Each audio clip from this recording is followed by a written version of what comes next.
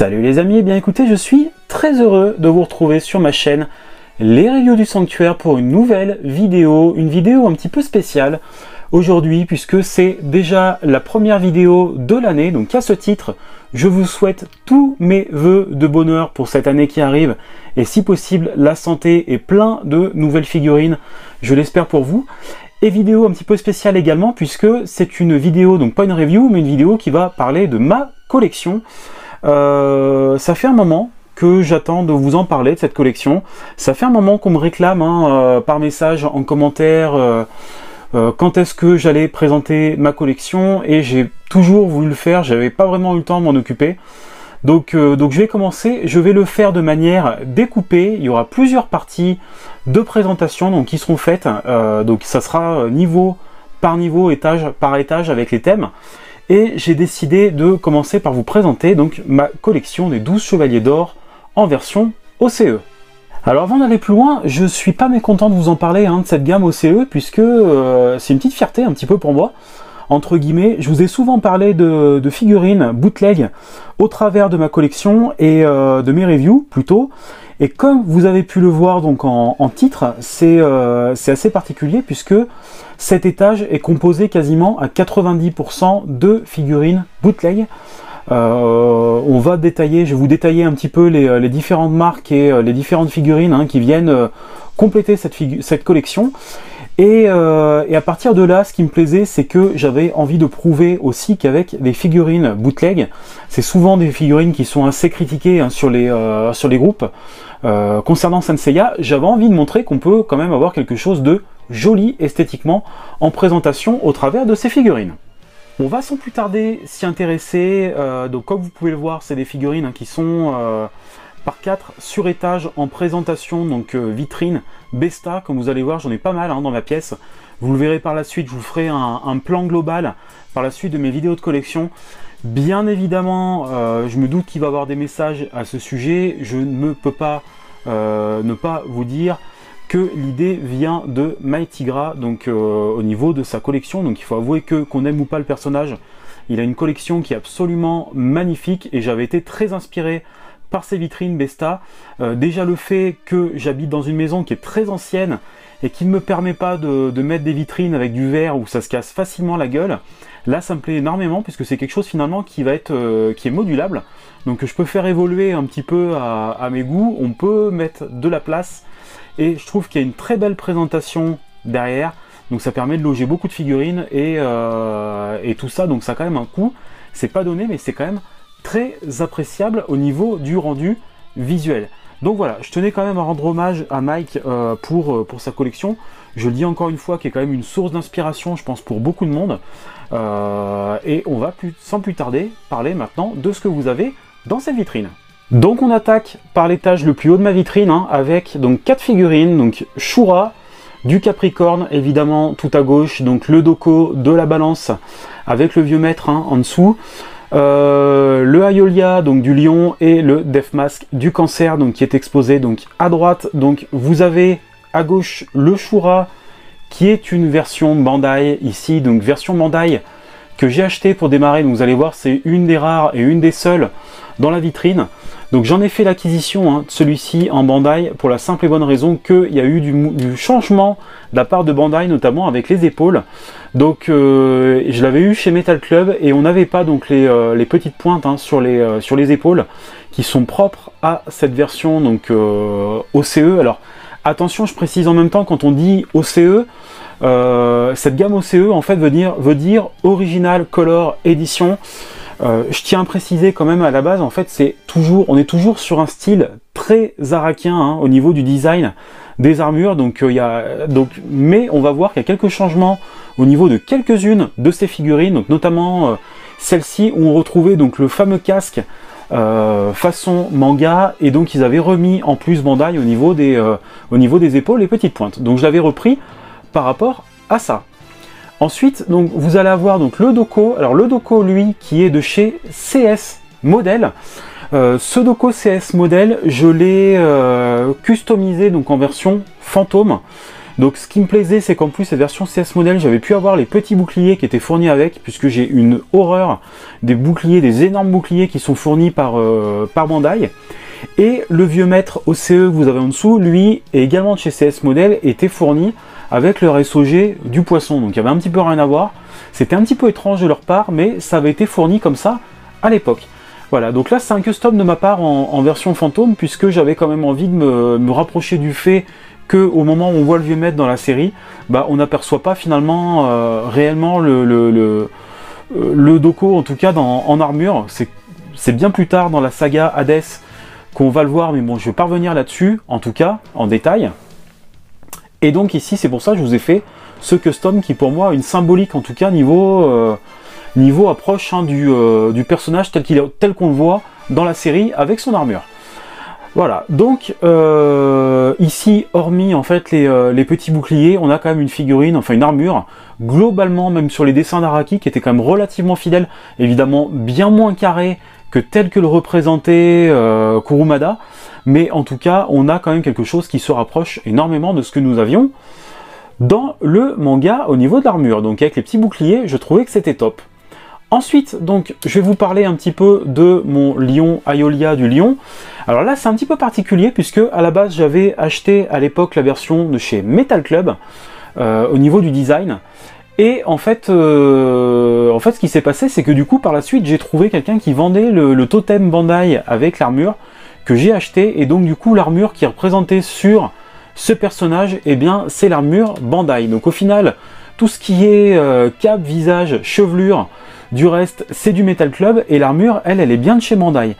Et croyez-moi, j'avais vu quelques personnes qui avaient eu des versions de chez Bandai où il y avait eu quelques problèmes, apparemment, de chevelure. Et donc pour finir avec cet étage-là, on retrouve donc le Death Mask du cancer. Alors celui-ci, c'est une figurine de chez Metal Club. Alors on s'aperçoit au niveau de l'armure que Bandai a fourni donc la pièce, donc le plastron. Donc il y avait un plastron de rechange comme sur la version animée hein, d'ailleurs qui était fourni avec. Et la partie ceinture donc qui reprend le design en fait hein, du manga. Pour le reste, on est typiquement plus proche de l'animé, sachant que dans le manga également, on aurait dû avoir un avant-bras qui était beaucoup plus gros. Donc ils étaient asymétriques, on avait deux avant-bras qui étaient différents dans le manga, donc qui n'avaient pas été repris, puisque pour le reste, ça se rapproche en fait hein, de la figurine du dessin animé. Et mais on avait quand même eu en fait, hein, c'était assez étonnant d'ailleurs, qu'ils nous fournissent une pièce de plastron et la pièce de ceinture, la ceinture en fait, hein, qui se rapproche elle du manga. Donc c'était plutôt bienvenu pour ceux qui veulent l'exposer donc avec cette version OCE. Pour ma part, je possède la version Bandai, en fait par flemme que je n'ai jamais montée.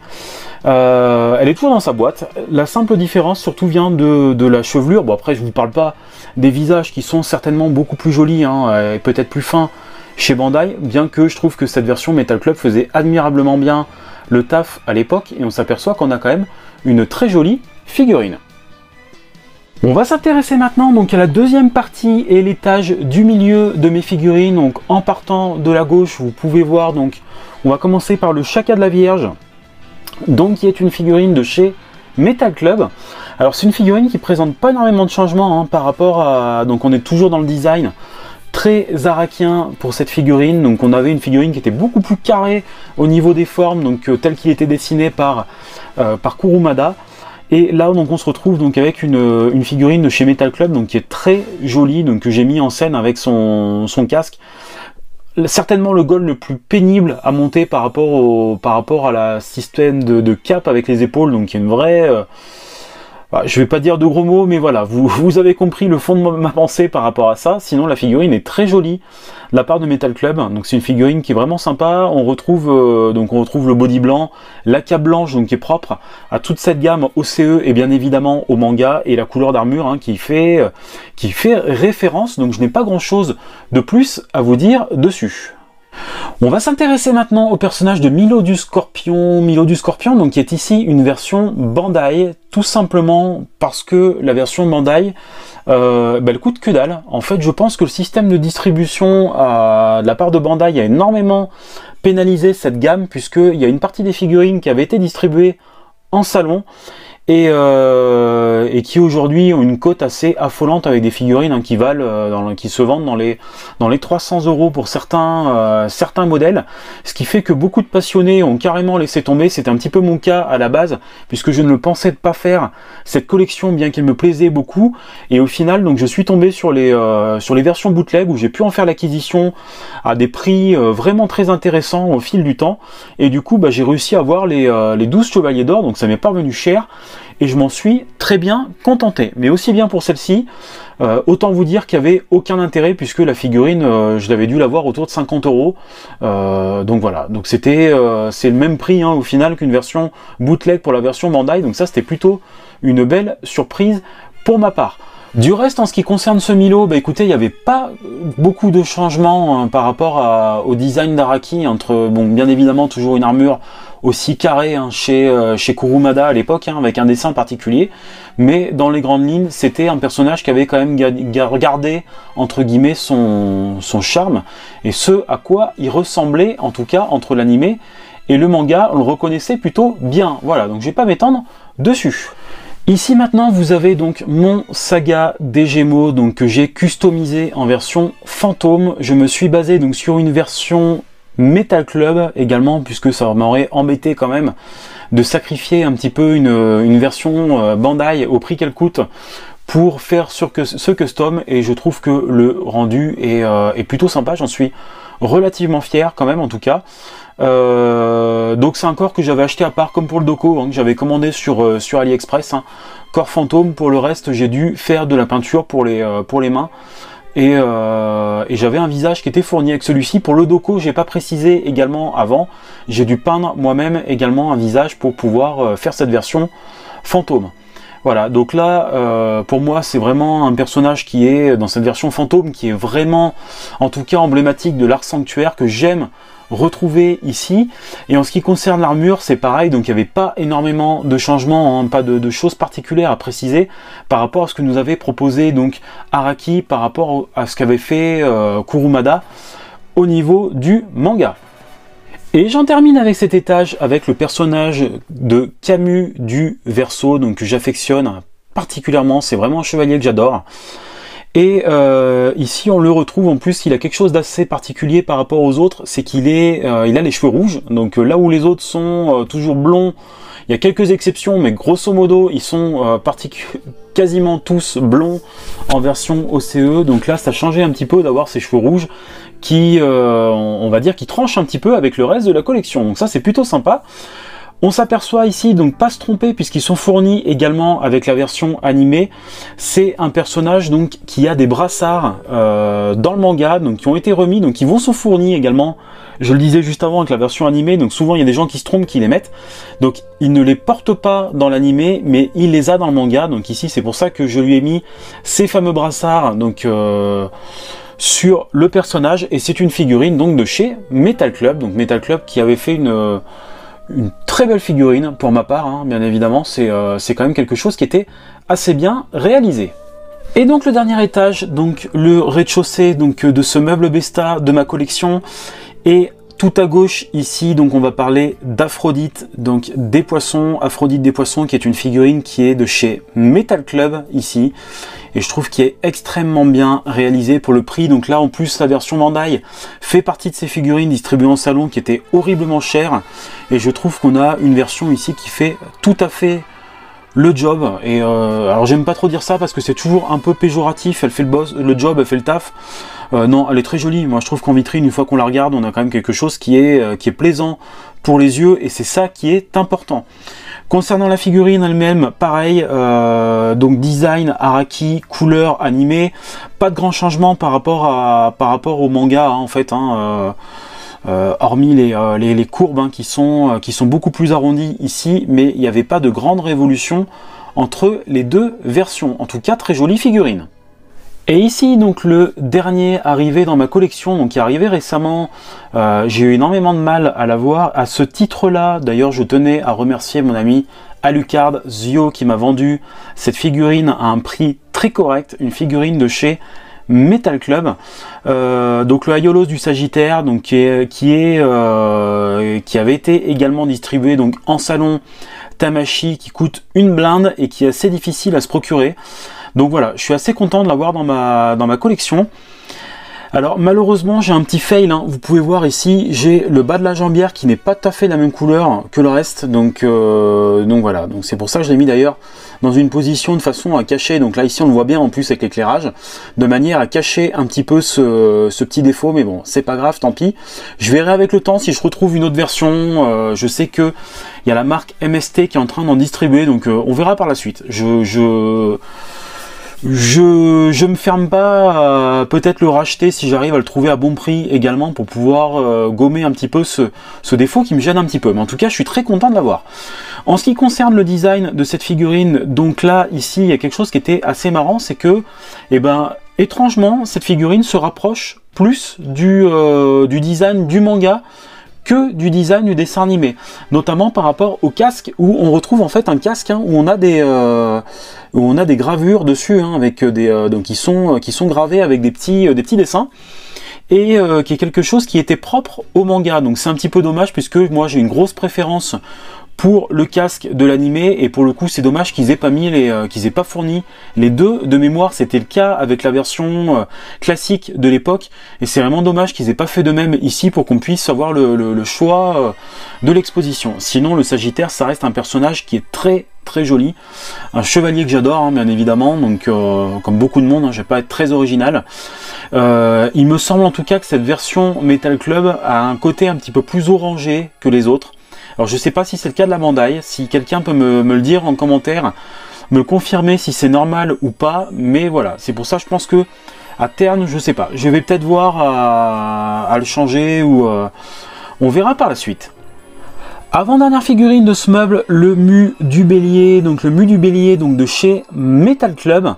Alors ici la grande particularité, hein, des changements qu'on va avoir par rapport à la version Bandai, ce sont les par rapport à la version animée, pardon, ce sont les cornes qui nous sont fournies avec ici, puisque dans l'animé il a des grosses cornes lisses. Ici on avait des cornes qui étaient beaucoup plus petites dans le manga, qui étaient striées. Et c'est un élément donc qui a été fourni, qui est fourni également donc avec la version animée, donc vous ne trompez pas, mais c'est quelque chose qu'on retrouve ici, donc bien évidemment ce sont ces cornes là qu'il faut mettre avec. En tout cas c'est une figurine de chez Metal Club, figurine que je trouve très jolie, également figurine relativement onéreuse, hein, si vous la recherchez aujourd'hui en version Bandai. Pour moi celle-ci elle fait tout à fait le job, en tout cas tout à fait ce que j'attends. Je la trouve très jolie en vitrine, donc ça me convient. Et du reste en tout cas on a un design qui est assez proche, hein, comme je vous disais, donc à part ces cornes, effectivement on retrouve quand même le design qui est relativement proche de l'animé pour le reste, hein, et c'était plutôt sympa que Bandai ait pensé à nous fournir ces petites cornes pour en faire la différence. Et on en termine ici donc avec mon Aldébaran du Taureau, donc personnage que j'adore dans sa version OCE, donc personnage massif ici qui est chez de Metal Club, que j'avais eu pour, il me semble le gars me l'avait vendu 55 € à l'époque, donc c'était vraiment pas énorme. La version Bandai on la trouve encore facilement en magasin, puisqu'elle a été distribuée par le biais du circuit classique. Et elle reste quand même assez chère, puisque je l'ai vue dernièrement donc à 150 € en boutique, et on la retrouve assez facilement. Donc comme quoi les gens boudent un petit peu cette gamme malheureusement, et je le redis encore une fois, si Bandai avait été moins débile sur le système de distribution, je pense que ces figurines se seraient bien mieux vendues. En tout cas cette version bootleg de chez Metal Club, elle est super chouette. Elle a un avantage à mon sens, c'est que en plus elle a un visage donc avec les yeux ombré que j'adore, que j'ai mis ici, que vous n'avez pas avec la Bandai, donc qui pour moi est un petit plus. Je trouve que ça lui donne vraiment un air terrible, un air mystérieux, un air de guerrier comme ça, et donc j'ai essayé de lui mettre un petit peu une pose un peu différente de ce qu'on a, parce que d'habitude on le voit souvent avec les bras croisés. Donc là j'ai voulu faire quelque chose qui change un petit peu, donc avec un Aldébaran qui est un petit peu plus menaçant, en tout cas au niveau design. Après, en parlant de design, justement, c'est exactement la même chose qui nous a été vendu que pour la version animée. Donc il y a juste les couleurs qui changent ici. J'espère que MST, qui est en marque bootleg, J-Model, donc J-Model en DDP qui a sorti dernièrement Aldébaran. Donc DDP, vous savez, c'est les toutes petites figurines que Bandai avait carrément arrêté en cours de route. Et donc ils ont fini cette gamme, ils ont sorti un Aldébaran également au CE, et l'avantage qu'ils ont, c'est qu'ils ont repris les épaules du manga. Donc ils sont embêtés à faire les moules pour les épaules. J'espère que la version MST, ils vont essayer de refaire la même chose et nous proposer des épaules type manga. Ça serait vraiment génial puisque les épaules sont assez différentes et ça serait super. Et là, à ce moment-là, j'hésiterai pas du coup à racheter cette nouvelle version pour avoir quelque chose un petit peu plus fidèle au manga. Et bien voilà, écoutez les amis, j'en ai fini avec cette vidéo, donc présentation de ma collection 2022. Donc mes figurines OCE des Chevaliers d'Or en version bootleg. Je continuerai de vous présenter donc comme je vous l'ai dit, donc différents meubles de ma collection, donc étage par étage au cours de cette année. Donc ça fait un moment que je vous l'avais promis. Je m'y mets, c'est promis, je vous le fais cette année. Vous aurez donc l'intégralité de ma collection avec différents types de plans. Et ben écoutez, on se retrouve prochainement, j'espère, pour une review. Il y aura quelques petites nouveautés, vous allez voir sur la chaîne cette année, donc j'ai quelques idées, j'espère que j'aurai le temps, parce que c'est toujours le problème. Je manque de temps pour faire les choses. Et puis au final, souvent, je vois que les figurines arrivent, que les reviews arrivent sur les chaînes des petits camarades. Et puis bon, bah je me dis, ça sert un petit peu à rien de vous représenter encore une fois la figurine que vous avez dû voir déjà ailleurs en présentation. Et ben écoutez, j'espère que cette vidéo vous a plu, n'hésitez pas à me lâcher un petit pouce bleu, des petits commentaires pour me dire ce que vous en pensez. Ça a été un plaisir en tout cas de commencer à vous présenter ma collection perso. Je vous retrouve prochainement, soyez sympas, soyez bienveillants les uns les autres. Ce n'est que des figurines. Ciao les amis, bye bye, salut!